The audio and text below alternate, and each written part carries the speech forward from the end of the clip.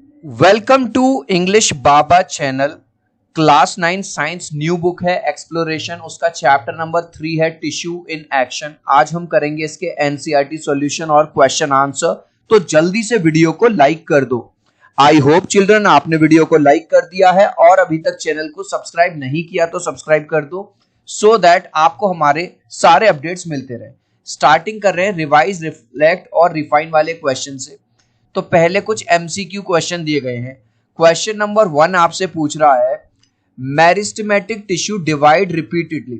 जो meristematic tissues होते हैं वो जल्दी जल्दी से डिवाइड कर पाते हैं। What property of their cells allow them. इनके अंदर कौन सी ऐसी प्रॉपर्टी होती है कि जिसकी वजह से ये जल्दी जल्दी डिवाइड कर पाते हैं? तो वो है दे हैव थिन वॉल्स। इनकी जो वॉल होती है वो पतली होती है। डेंस साइटोप्लाज्म होता है एंड लार्ज प्रोमिनेंट न्यूक्लियस होता है, जिसकी वजह, क्योंकि अगर इनकी जो वॉल है अगर वो थिक हो गई तो ये जल्दी जल्दी से डिवाइड नहीं कर पाएंगे। नेक्स्ट क्वेश्चन है, if a plant is unable to transport food from leaves. अगर जो फूड है जो पत्तियों ने बनाया, लीव्स ने, और अगर वो रूट तक नहीं पहुंच रहा है तो कौन सा टिश्यू मेल फंक्शनिंग कर रहा है? कौन सा टिश्यू? आपको पता होगा चिल्ड्रन, लीव्स से रूट्स तक फूड ले जाने का काम किसका होता है? फ्लोएम का। तो अगर ये काम नहीं हो रहा तो इसका मतलब फ्लोएम जो है वो ठीक से काम नहीं कर रहा। नेक्स्ट क्वेश्चन है, why are the epithelial tissue that line an animal's internal organs usually only one or few cells thick? जो epithelial cells होती हैं वो one और few cells thick क्यों होती हैं? ज्यादा मोटी क्यों नहीं होती? क्योंकि अगर ज्यादा मोटी हो जाएंगी तो गैसेस का एक्सचेंज या मटेरियल का एक्सचेंज इजीली नहीं होगा, ना तो इजीली डिफ्यूजन हो पाएगा, ना एब्जॉर्प्शन हो पाएगा, ना सीक्रेशन हो पाएगा। तो राइट आंसर है ये थर्ड वाला, to allow quick exchange of materials across them. Next question है, you can perform these two jumps. आप ये दो जंप कर सकते हो। मतलब एक जंप आपने इस तरह से करी कि आप ऊपर उछले और जब आप नीचे आए तो बिल्कुल सीधे आए, आपकी बॉडी बिल्कुल सीधी की सीधी रही, चाहे वो आपके नीज हो, एंकल्स हो, हिप्स हो, कुछ भी हो, ठीक है, स्ट्रेट जंप में। और नॉर्मल जंप में क्या है कि बेंड नीज हो जाते हैं। जो नीज है वो यहाँ देखो, घुटने आपके बेंड हो गए और एंकल्स भी नेचुरली क्या हो रहे हैं। अब ये क्वेश्चन आपसे ये पूछ रहा है, how did your ankle, knee and hip position differ between the two jumps. दोनों ही जंप्स में एंकल, नीज और हिप पोजीशन कैसे डिफरेंट है? देखो सबसे पहले इसको देखो, अगर आप सीधे सीधे ही जंप करते हो, सीधे ही नीचे आते हो, तो कहीं ना कहीं बॉडी पे ज्यादा जोर पड़ता है, आपके घुटनों पे भी और एंकल पे भी। लेकिन अगर आप उछल नीचे आते वक्त इस तरह से पोजीशन में आते हो तो कहीं ना कहीं आपको रिलैक्स लगता है और इंजरी होने के चांसेस कम है। यहां इंजरी होने के चांस ज्यादा है, यहां इंजरी होने। बस एक लाइन में आप आंसर क्या लिख देंगे, in the straight leg jump. जब हम स्ट्रेट लेग जंप करेंगे, the ankle, knees and हिप्स remain stiff and straight. इसमें जो आपके एंकल्स हैं, ठीक है, नीज हैं और जो हिप्स हैं वो स्टिफ रहेंगे, सीधे और स्ट्रेट रहेंगे, ठीक है। लेकिन नॉर्मल जंप में क्या है, जो आपके एंकल हैं, जो आपके नीज हैं और हिप्स हैं वो बेंड कर जाते हैं naturally, making the jump easier, जिससे आपकी जंप इजी हो जाती है और स्मूदर, ठीक है, यानी कि चोट लगने के चांसेस ना के बराबर हो जाते हैं। Next, which type of joint is involve when you bend your knees and ankle. जब आप अपने घुटनों को या एंकल को बेंड करते हो तो कौन सा ये है जॉइंट है? ये है हिंज जॉइंट। हिंज जॉइंट मतलब जो वन साइडेड मूवमेंट, जैसे कि दरवाजे में होता है, इसको आप चारों तरफ नहीं घुमा सकते, ऑल डायरेक्शंस में नहीं घुमा सकते, बस ऊपर नीचे कर सकते हैं, ऐसे ही घुटने को हम। अब जो नेक्स्ट क्वेश्चन है थोड़ा अलग तरह का है। आपको कुछ क्वेश्चंस दिए गए हैं यहाँ पे, ठीक है, और इनके असर्शंस और रीजंस का यहाँ पे आंसर दिया गया है 1, 2, 3 और 4। आपको बताना है कौन सा सही है। जैसे कि पहला देखो, असर्शन में ये दिया कि epithelium is well suited for gas exchange. बिल्कुल सही बात है, अभी हमने थोड़ी देर पहले भी देखा था कि उसकी जो वॉल है वो पतली होती है, जिससे वॉल गैस एक्सचेंज इजिली हो जाता। सही बात है। It consist of multiple layers of tall cells and slow. अब यहां पे कह रहा है कि पतली होती है, यहां पे कह रहा बड़ी, तो जो ए है वो तो है ट्रू, लेकिन जो रीजन है वो है गलत। अब आप देखो इसमें कौन सा ऐसा है, तो इसका आंसर हो जाएगा पहले वाले का, हो जाएगा थर्ड। समझ में आ गया? क्योंकि पहला वाला स्टेटमेंट असर्शन सही था लेकिन रीजन, तो यहां मैंने आपके लिए इस तरह से लिख दिया है नीचे। इसका राइट आंसर है ए का है third, A is true but R is false. Next देखेंगे, cardiac muscle can contract continuously without fatigue. जो कार्डियक मसल होती है वो कॉन्ट्रैक्ट करती रहती है बिना थके हुए। बिल्कुल सही बात है, क्योंकि अगर वो रुक गई भाई साहब तो हो सकता है तुम्हारा राम नाम सत्य हो जाए। अब इसमें लिख रहा है cardiac muscle cells have higher number of mitochondria. क्योंकि उसको लगातार काम करना है तो उसके अंदर भाई माइटोकॉन्ड्रिया भी ज्यादा होते हैं, in and abundant blood supply भी ज्यादा होता है। तो दोनों ही बातें बिल्कुल सही हैं। अब आप यहां पे देखो कौन सा ऑप्शन ऐसा है जिसमें दोनों सही बातें हैं। A both A and R true and R is the correct, यानी कि दूसरे का हो जाएगा फर्स्ट वाला। तो यहां देखो मैंने आंसर कैसे लिखा है आपके लिए, इसके लिए ये है आंसर सेकंड का, बी का फर्स्ट वाला, both A and R true. ठीक है, दोनों ही सही है। थर्ड देखिए, tendons connect bone to bone. Tendons bone को बोन से जोड़ते हैं। बिल्कुल गलत स्टेटमेंट है भाई। यहां देखो एक बोन को दूसरी बोन से जो जोड़ता है वो होता है लिगामेंट, ना कि टेंडन्स। तो पहला तो हो गया हमारा गलत। रीजन क्या दे रहा है, tendons are made of tough connective tissues. ये रीजन सही है, यानी असर्शन गलत है और रीजन सही है। अब आप इसमें देखो कौन सा है, पहला वाला गलत है। तो fourth, A is false but R is true. तो थर्ड वाले का हम क्या लिख देंगे, थर्ड वाले का हम लिख देंगे ये वाला, थर्ड वाले का। ठीक है, ओ सॉरी, सी वाले का है third answer, A is true. 1 second, sorry ये बाई मिस्टेक है, ए ट्रू नहीं है, ये तो जो ए है फॉल्स है। ठीक है, ए जो है वो तो गलत स्टेटमेंट है और रीजन जो है वो बिल्कुल सही है, ट्रू है। तो इसका जो राइट आंसर आएगा वो आएगा यहां पे, ये देखो ए, ये वाला अभी जो हमने देखा था,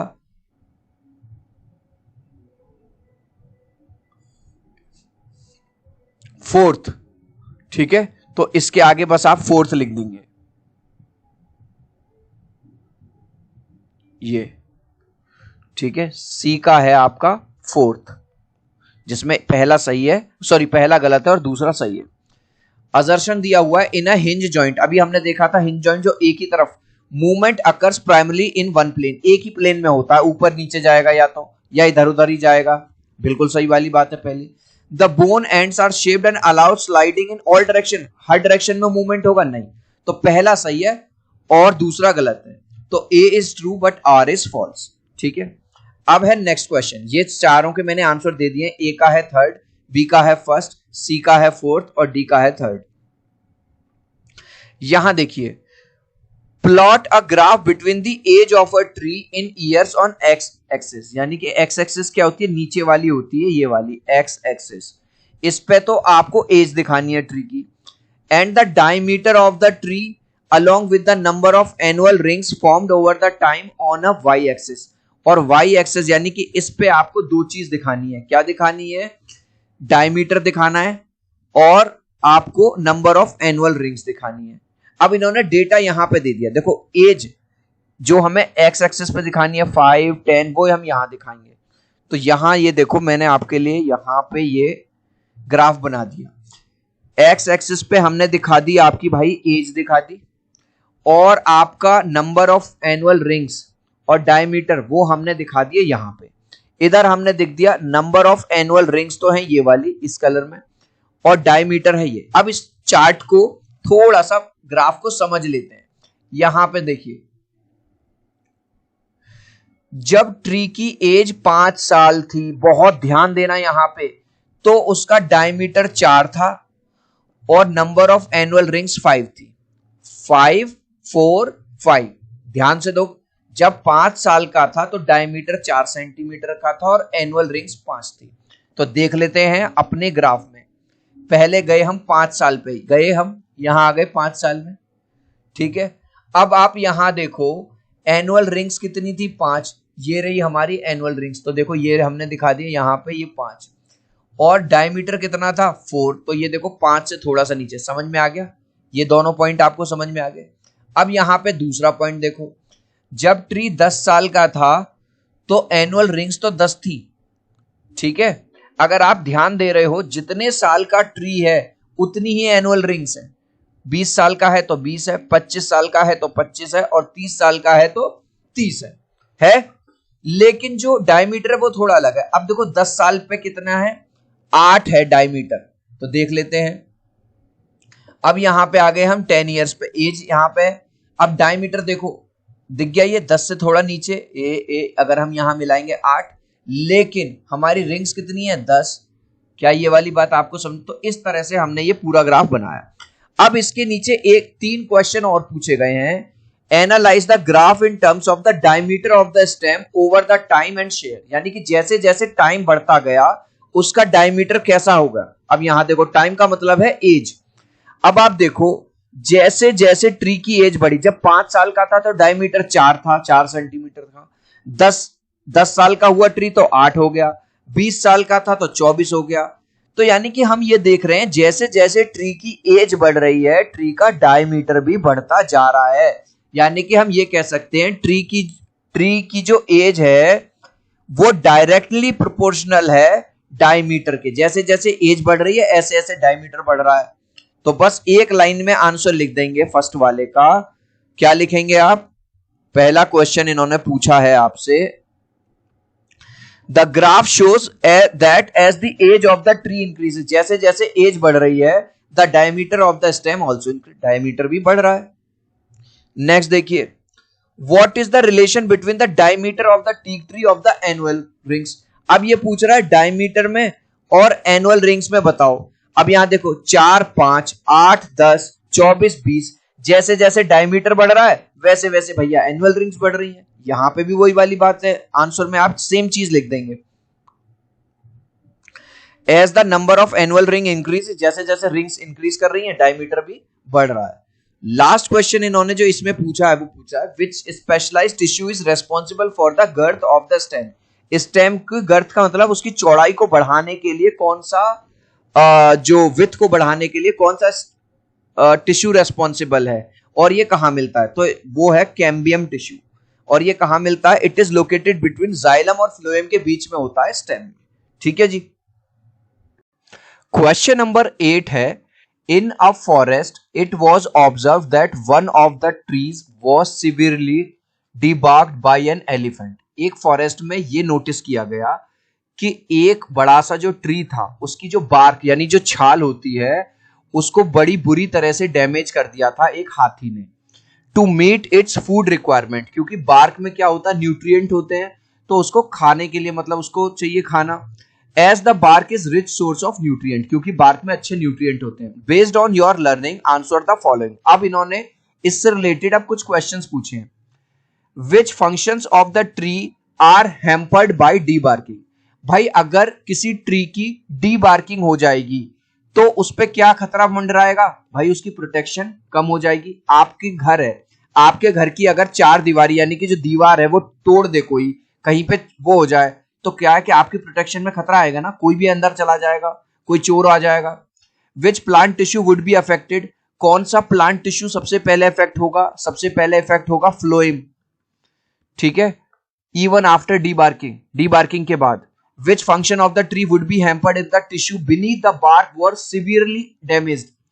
तो अब मान के चलो कोई ऐसी दीवार गिर गई, उस दीवार में एक पाइप जा रहा था जिससे आपके घर में पानी जा रहा था। अब वो दीवार जब गिरी तो उससे वो जो पाइप है वो भी डैमेज हो गया, तो वो जो पानी की सप्लाई है जो ऊपर आ रही थी नीचे जा रही थी वो भी तो उस पर भी तो असर पड़ेगा। ऐसे ही जो अंदर फ्लोएम था जिसका काम था पत्तियों से फूड को रूट्स तक पहुंचाना, हर पार्ट्स में पहुंचाना, जब वो भी डैमेज हो गया तो क्या होगा कि ट्रांसपोर्टेशन पे भी असर पड़ेगा। तो एक एक करके इन क्वेश्चन का आंसर करेंगे। पहला क्वेश्चन था which function of the tree is और are hampered by debarking. Debarking से क्या होगा? बस debarking damages the protective covering of the tree. जो प्रोटेक्टिव कवरिंग है वो उसकी खराब हो जाएगी, खत्म हो जाएगी। दूसरे में पूछा है which plant tissue would be affected by further damage. अगर और ज्यादा डैमेज हुआ बार्क को तो कौन सा प्लांट टिश्यू पे असर पड़ेगा? फ्लोएम पे असर पड़ेगा। और ब्रैकेट में लिख देना फूड कंडक्टिंग टिश्यू, ये फूड को ले जाता है, ट्रांसपोर्ट करता है। एंड पॉसिबली कैम्बियम, हो सकता है कैम्बियम पे भी असर पड़े जो ग्रोथ टिश्यू है, विल ऑल्सो बी इफेक्टेड। यानी कि अगर जरूरत पहले तो फ्लोएम पे असर पड़ेगा, लेकिन और ज्यादा अगर क्षतिग्रस्त हुआ, और ज्यादा अगर डीबार्किंग हुई तो हो सकता है कैम्बियम पे भी असर पड़े, जो ग्रोथ टिश्यू है, तो हो सकता है ट्री की ग्रोथ ही रुक जाए। थर्ड में इन्होंने पूछा है which function of the tree would be hampered if the tissue beneath the bark were severely damage. अगर आप देख रहे होंगे तो क्वेश्चन नंबर 2 और क्वेश्चन नंबर 3 काफी हद तक सेम है। तो the transport of food will be hampered, उसमें पूछा है टिश्यू का नाम, इसमें पूछा है फंक्शन कौन सा है। तो वो जो फ्लोएम है उसका काम क्या है, उसका काम है भैया ट्रांसपोर्ट करना फूड को, तो वो जो खाना है वो इधर से उधर नहीं जा पाएगा। Eventually the tree may die due to lack of food supply, और अगर ज्यादा ही डैमेज हो गई बार्क तो ऐसा भी हो सकता है कि ट्री की मौत ही हो जाए, क्योंकि खाना वगैरह नहीं मिलेगा। What assumptions are you making to answer the questions above? ये जो हमने क्वेश्चन का आंसर दिया है किस बेस पे दिया है, किस assumption पे दिया है। How would the answer change if your assumptions are also? कैसे आंसर बदलेगा अगर assumption चेंज होगी। We assume only the bark is removed and the inner tissues remain safe. भाई हम जो आंसर दे रहे हैं हम उस बेस पे दे रहे हैं कि हाथी ने केवल आउटर बार्क को डैमेज किया होगा, इंटरनल बार्क को डैमेज नहीं किया होगा। If the xylem is also damage, अगर बार्क ज्यादा डैमेज हो गई और अगर जाइलम भी डैमेज हो गया तो water transport will stop. Xylem का क्या काम, क्या है, पानी को ऊपर नीचे ले जाना, पानी को ट्रांसपोर्ट करना, तो पानी भी रुक जाएगा जिसकी वजह से ट्री सूख जाएगा और बहुत जल्दी डाई फास्टर मतलब मर सकता है। नेक्स्ट क्वेश्चन बहुत इजी है। Amrapali observe that a young mango sapling stem bends flexibly during monsoon winds. Amrapali ने ये नोटिस किया जो आम का जो एक यंग सैपलिंग है, पौधा है, वो फ्लेक्स हो जाता है, मतलब मुड़ जाता है लेकिन टूटता नहीं है मानसून के टाइम में। Which tissue is responsible for this flexibility, इस फ्लेक्सिबिलिटी के लिए कौन सा टिश्यू रेस्पॉन्सिबल है। तो चिल्ड्रन जो फ्लेक्सिबिलिटी है वो आती है कोलनकाइमा से, ठीक है। अब ये पूछ रहा है predict and provide your explanation of impact if existing tissue was replaced by sclerenchyma. अगर हम कोलनकाइमा की जगह स्क्लेरेनकाइमा डाल देंगे तो क्या होगा, तो वो जो फ्लेक्सिबिलिटी है वो खत्म हो जाएगी, वो हार्ड हो जाएगा, यानी कि अगर थोड़ा सा भी झोंका या उसको कोई टूटने की कोशिश करेगा तो वो ब्रिटल बन जाएगा। जैसे आपने रबड़ देखी होगी, रबड़ को आप कितनी भी बार गिराओ वो टूटेगी नहीं, बस स्ट्रेच हो जाएगी, फ्लेक्स हो जाएगी, फ्लेक्सिबिलिटी रहेगी। लेकिन बिस्किट है, ऊपर से गिराओगे तो वो ब्रिटल होता है, टूट जाएगा। समझ में आ गया। तो जो कोलनकाइमा है वो लिविंग सेल्स हैं, ठीक है, लिविंग बॉडी है, और जो इसीलिए वो फ्लेक्सिबल होता है। और जो स्क्लेरेनकाइमा है वो है डेड सेल्स। तो आंसर में बस आपको एक वर्ड लिखना है, पहले का आंसर केवल है collenchyma tissue, the tissue responsible for the flexibility of the young mango. पूरा क्वेश्चन से उठाया वो है कोलनकाइमा। अब ये कह रहा है अगर हम कोलनकाइमा को स्क्लेरेनकाइमा से चेंज कर दें तो क्या होगा। If collenchyma were replaced by sclerenchyma the stem would become hard and brittle. जो स्टेम है जो अभी तक फ्लेक्सिबल था वो हार्ड हो जाएगा, ब्रिटल हो जाएगा, लूजिंग इट्स फ्लेक्सिबिलिटी, उसकी फ्लेक्सिबिलिटी खत्म हो जाएगी और वो फटाक से टूट सकता है। अब भाई ये वाला क्वेश्चन देखो, बिल्कुल बच्चों वाला सवाल पूछ लिया। Sohan designed an experiment for the regeneration of sugar cane, के रीजनरेशन के लिए उसने एक एक्सपेरिमेंट किया where he used cuttings to grow sugar cane की कटिंग्स ली। He used two types of cutting, type A और टाइप बी, टाइप ए ली और टाइप बी ली। After a few week type B cutting sprouted and developed into a sugar cane. जब उसने दोनों को मिट्टी में लगाया तो ए में तो कोई ग्रोथ नहीं हुई, बी से एक नया प्लांट बन गया और बड़ा भी हो गया वो साइज में। Whereas the A cutting did not sprout. अब देखो ये क्वेश्चन पूछे उससे पहले छोटा सा दिमाग लगाओ, आपने 7th और 8th क्लास में भी पढ़ा होगा रीजनरेशन वाला टॉपिक। इसमें देखो कोई भी नोड नहीं है, ए में है कोई नोड नहीं है, लेकिन बी में यहां पे आपको ये रही साफ साफ आपको एक नोड दिखाई दे रही है। आपको पता होगा कोई भी शुगर केन की डंडी जिसके अंदर नोड होगी अगर आप उसको लगाओगे उससे एक नया शुगर केन आ जाएगा। ये आपने पोटैटो में भी पढ़ा होगा, जिस पार्ट में आई होती है उस पार्ट को अगर आप रीजनरेट करोगे तो उससे एक नया आलू बन जाएगा। लेकिन अगर मैं एक ऐसा पार्ट उठा लूं जिसमें वो आई है ही नहीं तो वहां से वो जनरेट ही नहीं होगा। चलो क्वेश्चन देखते हैं। क्वेश्चन क्या पूछ रहा है, why were the type B cuttings able to grow as sugar cane but type A could not. B से शुगर केन क्यों बन गया और ए से क्यों नहीं बन पाया। अरे भैया हमने 7th 8th में पढ़ लिया था, क्योंकि ए में कोई नोड नहीं है, इसमें नोड है। दूसरा क्वेश्चन देख लेते हैं, what difference was present in type B, difference क्या था? यार फिर वही बच्चों वाला सवाल, टाइप बी में नोड है और टाइप ए में नोड नहीं है। सी देखो, व्हाट ऑब्जर्वेशन और measurement was made to determine whether this change had an effect, क्या ऑब्जर्वेशन करी गई? ऑब्जर्वेशन ये करी गई जब दोनों को मिट्टी में लगाया गया, एक ने ग्रो करना चालू कर दिया, उससे नया प्लांट बन गया और एक ग्रो ही नहीं हुआ। इसी बात को अब हम अपने वर्ड्स में लिख देंगे, कैसे लिखेंगे? Why were the type B cuttings able to grow, और बी जो है ग्रो क्यों हुई और एक ग्रो क्यों? Because type B cuttings contain buds, इसके अंदर नोड यानी वो जो बर्ड थी जिसमें मेरिस्टेमेटिक टिश्यू होते हैं वो थे, अनलाइक टाइप ए जो कि टाइप ए में नहीं थे। और नेक्स्ट क्वेश्चन देखेंगे, what difference was present in type B, type B में क्या डिफरेंस था? Type B cuttings contain buds, type B में भाई बर्ड थी, वही वाली बात है जिसमें मेरिस्टेमेटिक टिश्यू होते हैं, अनलाइक टाइप ए जो कि टाइप ए में नहीं थे। अगर आपने देखा हो तो फर्स्ट और सेकंड का आंसर बिल्कुल सेम है। अब थर्ड क्वेश्चन देखो, व्हाट ऑब्जर्वेशन और measurement was made to determine whether this change had an effect, क्या ऑब्जर्वेशन करी गई इफेक्ट को देखने के लिए? The observation was based on growth, भाई ग्रोथ के बेस पे हमने ऑब्जर्वेशन देखी कि ए में कोई ग्रोथ ही नहीं हो रही, वो बड़ा ही नहीं हो रहा, नया प्लांट नहीं बन रहा, और बी रेगुलरली बढ़ रहा है और उससे नया प्लांट बन रहा है। Type B showed growth while type A did not show any growth. Next, what parameter should be kept the same for both types of cuttings to ensure a fair comparison। अब आप बताओ, एक class के बच्चों में 50 बच्चे हैं class में, उनका फेयर कंपैरिजन कैसे होता है? जब 50 के 50 बच्चों को एक जैसा टेस्ट दिया जाए तभी तो पता चलेगा कि भाई कौन होशियार है कौन कम होशियार है।